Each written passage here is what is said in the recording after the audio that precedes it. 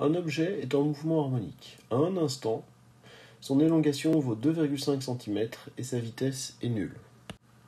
À un autre instant, son élongation est nulle et sa vitesse vaut 0,2 m par seconde. On nous demande de déterminer son accélération à l'instant t1.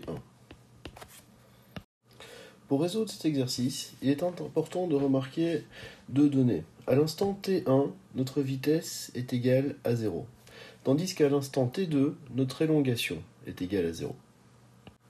En effet, nous avons vu dans la partie théorique du cours que lorsque l'élongation est égale à 0,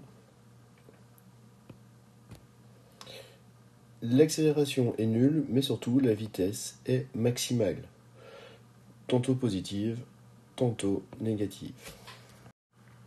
Nous apprenons donc que la vitesse de 0,2 m par seconde correspond à la vitesse maximale de notre mouvement. Lorsque la vitesse, en revanche, est égale à 0, ça signifie que l'élongation de notre mouvement est la plus grande, et nous sommes donc soit sur plus l'amplitude, soit sur moins l'amplitude.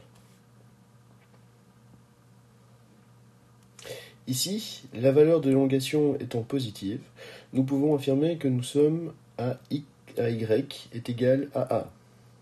Ça signifie qu'à cet endroit-là, la vitesse est nulle, mais nous savons que l'accélération a sa plus grande valeur négative. Donc l'accélération, lorsque la vitesse est égale à 0 et que nous sommes à plus l'amplitude, c'est égal à moins a max. Nous savons que la vitesse maximale est donnée par la relation l'amplitude fois la pulsation. Nous connaissons la vitesse maximale ainsi que l'amplitude de notre mouvement.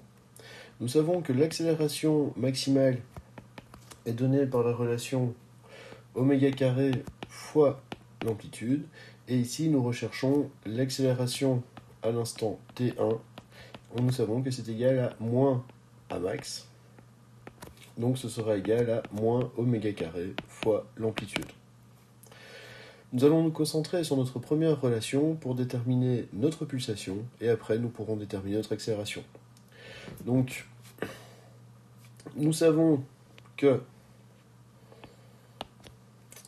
la vitesse maximale vaut 0,2 mètres par seconde et que l'amplitude est égale à 2,5 fois 10 exposant moins 2 mètres. Nous pouvons donc trouver la pulsation qui est égale à 0,2 sur 2,5 fois 10 moins 2. Et nous trouvons comme pulsation 8 radians par seconde. Maintenant que nous avons la pulsation, nous allons pouvoir déterminer notre accélération à l'instant t1, qui est égale à moins 8 au carré, multiplié par 2,5 fois 10 exposant moins 2. Et nous trouvons comme valeur d'accélération moins 1,6 mètres par seconde au carré.